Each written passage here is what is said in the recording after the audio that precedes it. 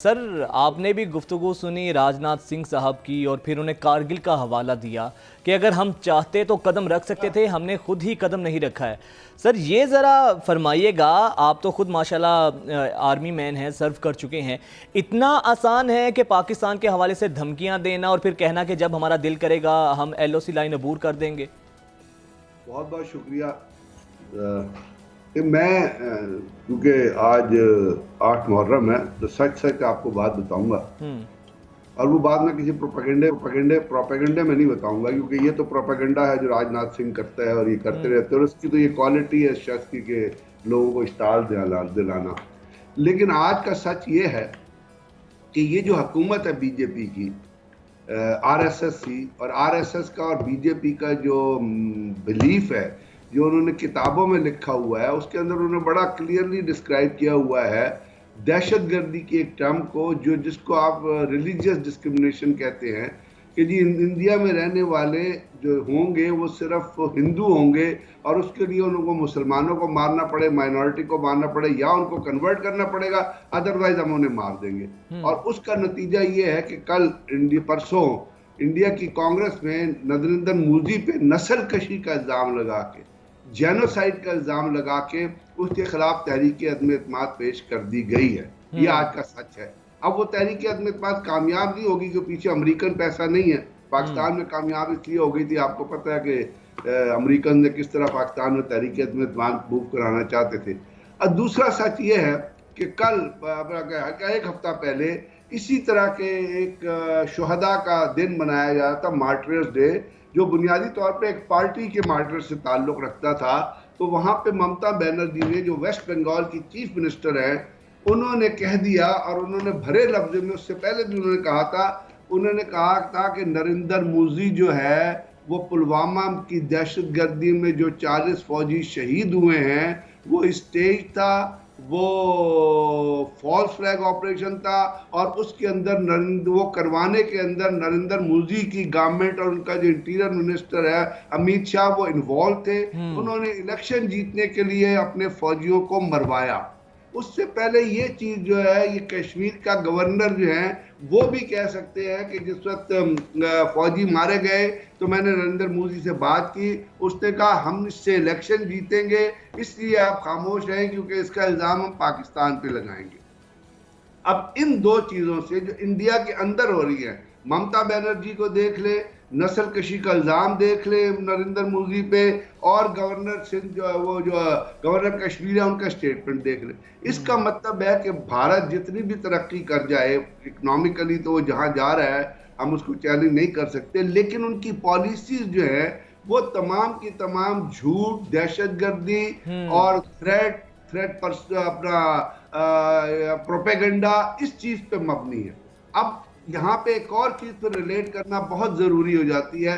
कारगिल में आपने देखा जो कुछ हुआ, हमने सीमा पार की और उनको बताया कि जी हमने सीमा पार की है, हमने कहा कि जी हमने पार की है और हम आपके इलाके में बैठे हैं, और वी वर थ्रेटनिंग कारगिल ले रोड। ठीक है, वहां पे कितनी लड़ाई हुई, हमारे भी लोग शहीद हुए, उनको भी लोग मारे गए, तो सीमा तो हम पार कर चुके थे। दूसरी बात, जब इन्होंने सीमा पार की, और आपको याद है वो जब अपना अटैक हुआ था बालाकोट में, और वहां इन्होंने 4 कौवे मारे थे, जो BBC ने लिखा था। वहां पे पूरी दुनिया के सफरा को लेके गए थे बालाकोट में, वहां पे इंटरनेशनल प्रेस में ये खबरें छपी। तो उसके बाद इन्होंने हमला किया, पाकिस्तान ने वार्न किया, इस तरह प्रोपेगेंडा नहीं किया कि हम ये कर लेंगे, वो कर सकते हैं, और नहीं किया, और फलाना नहीं किया, और फलाना नहीं किया। माजी की जो बातें मिसाल देते हैं वो तो डेफिटिस्ट टेक्नोलॉजी होती है ना, कि आप अपनी जो आपके अंदर की जो झूठ है उसको आप सच करना चाहते हैं। लेकिन हमारे यहाँ DGI-SPR ने खुले बंदों कहा कि हम बॉर्डर पार करेंगे दिन की रोशनी में, and we will strike the targets of our own choosing, यानी हम अपनी मर्जी के टारगेट पसंद करके हमला करेंगे।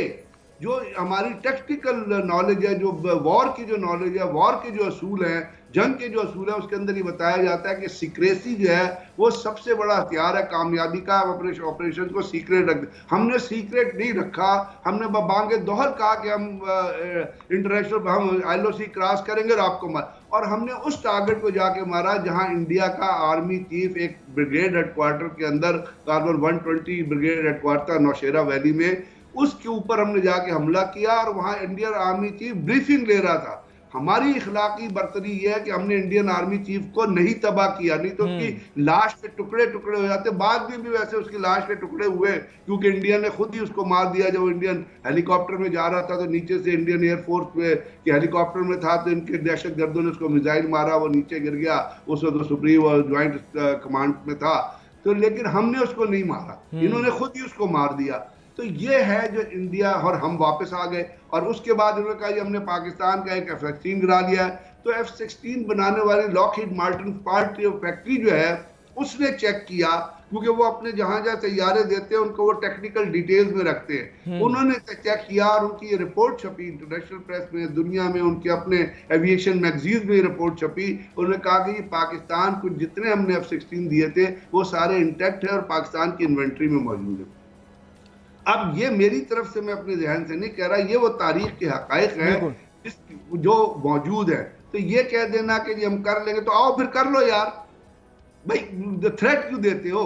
मतलब भपकियां क्यों मारते हो? इससे पहले एक ड्रामा रचाया, वो ड्रामा क्या था कि जी हमने सर्जिकल स्ट्राइक्स की और सर्जिकल स्ट्राइक्स। लेकिन ब्रिगेडियर साहब, मेरा ख्याल है सर उनकी ये भी एक मजबूरी है कि उनका जो इलेक्शंस होता है खासतौर पे मोदी सरकार का, वो सारा ही एंटी पाकिस्तान नैरेटिव पर होता है। ये सियासी मजबूरी तो नहीं है उनकी जो इस तरह के बयानात दे रहे हैं? क्योंकि आगे आपने जिस तरह कहा कि वोट ऑफ नो कॉन्फिडेंस भी आ रहा है मोदी के खिलाफ, अपने अवाम के सेंटीमेंट हासिल करने के लिए इस तरह की बातें तो नहीं कर रहे सर वो मैं और आप क्या कहें, वो ममता बनर्जी ने बड़ा कैटेगोरिकली कहा है। उसने कहा अभी आप इंतजार कीजिएगा, पीएम आप वेस्ट बंगाल की चीफ मिनिस्टर है और पूरी अभी इंडिया का मीडिया जो उनके पीछे लड़ा हुआ पड़ा हुआ है, उनको गद्दार वतन और पता नहीं क्या क्या चीजें कही जा रही है। उन्होंने कहा है, ये वो अखबारों में, इंडिया के अखबारों में छपा है, इंडिया के टीवी पे है कि जी इंडिया मोदी हुकूमत एक और पुलवामा अटैक जैसा एक और ड्रामा तैयार कर रही है और आप जल्दी पुलवामा जैसा एक और हमला देखेंगे जिसमें पाकिस्तान को जिम्मेदार समझा जाएगा, क्योंकि इलेक्शंस होने से पहले इनको कोई वो प्रिटेक्स्ट चाहिए इलेक्शन जीतने के लिए। तो ये क्या मतलब हुआ इसका? ये इलेक्शन जीतने के लिए पाकिस्तान को बदनाम करके, अपने लोगों के सामने पाकिस्तान के ऊपर हर्जा सराई करके, पाकिस्तान को मुख्तलिफ तरीकों में इन्वॉल्व करके ये अपना इलेक्शन जीतते। और हमारे यहाँ से बिल्कुल सर, बिल्कुल ब्रिगेडियर साहब आपने बजा फरमाया। बहुत शुक्रिया ब्रिगेडियर रिटायर्ड साहब आपके वक्त का।